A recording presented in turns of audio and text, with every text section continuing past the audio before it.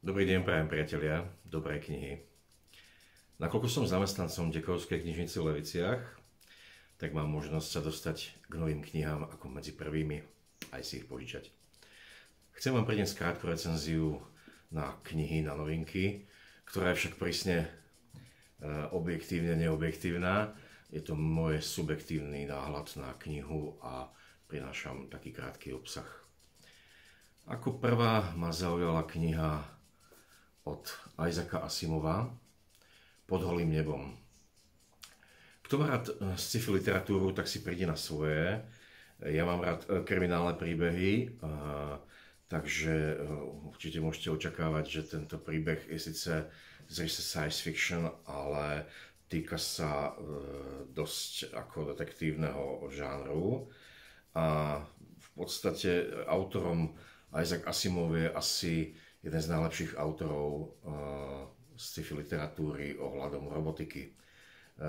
Určite poznáte jeho sfilmovanú knihu Ja, robot, kde hlavné úlohy hrá Will Smith.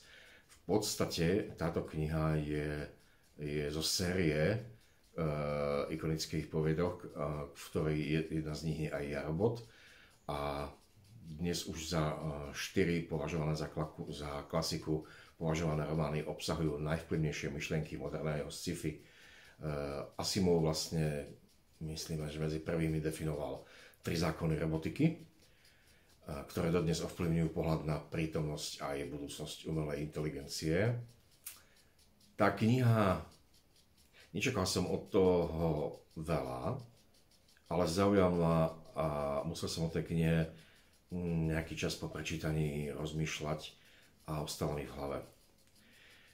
V podstate celý príbeh sa odohráva s obyvateľmi planéty Solaria, ktorí žijú takmer v úplnej izolácii. O všetkých potreby sa starajú robotickí sluhovia a predstava priameho kontaktu s inými ľuďmi im pripadá nechutná. Napriek tomu sa jeden z obyvateľov stane obeťou vraždy. Aj napriek tomu, že nemajú priamy kontakt, okolo nich sú roboti a stane sa vražda. Aj napriek tomu, že zákony robotiky platia a jeden z tých hlavných zákonov znie, že robot nikdy nemôže ublížiť človeku.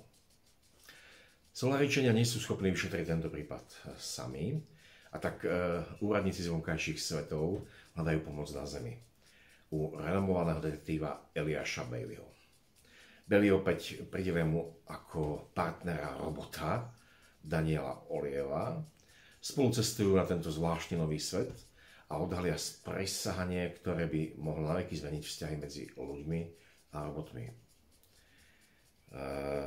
Netreba sa tieto knihy obávať, že nemáte radi robotiku alebo jej nerozumiete.